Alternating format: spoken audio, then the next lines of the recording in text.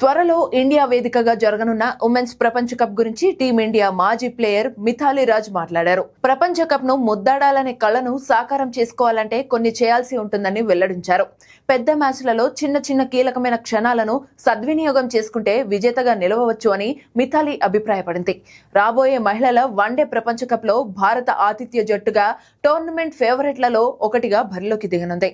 ఇక ఇండియాతో పాటు Australia, England జట్లు కూడా టైటిల్ ఫేవరెట్లుగా బరిలోకి దిగనున్నాయి. ఈ క్రమంలో హర్మన్ ప్రీత్ కౌర్ నేతృత్వంలోని ఉమెన్ ఇన్ బ్లూ జట్టు ట్రోఫీపై దృష్టి పెట్టింది. అయితే తాజా ఇంటర్వ్యూలో మిథాలీ రాజ్ భారత జట్టుకు కొన్ని సూచనలు చేసింది.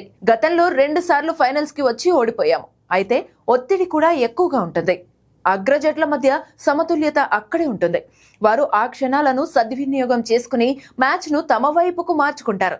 అందువల్లే వాళ్ళు ఒత్తిడిని జయిస్తారు. దీంతో ట్రోఫీలను గెలుస్తారు. టీమిండియా కూడా అదే చేయాలి. 2 సార్లు దగ్గరగా వచ్చి ఓడిపోయాం. అక్కడ ఒత్తిడిని తట్టుకోలేక కప్ ను చేజార్చుకున్నాం.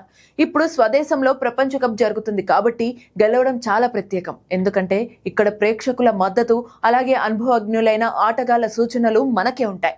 అందువల్ల ఖచ్చితంగా గెలవాలి అని మిథాలీ పేర్కొన్నారు. ఇక యువ ఆటగాళ్లు అద్భుతంగా రాణిస్తున్నారు.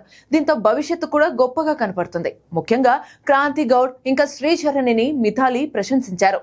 వారు ఇటీవల ఇంగ్లాండ్ పై ఇండియా సాధించిన వన్డే, టీ20 సిరీస్ విజయాలలో కీలక పాత్ర పోషించారు.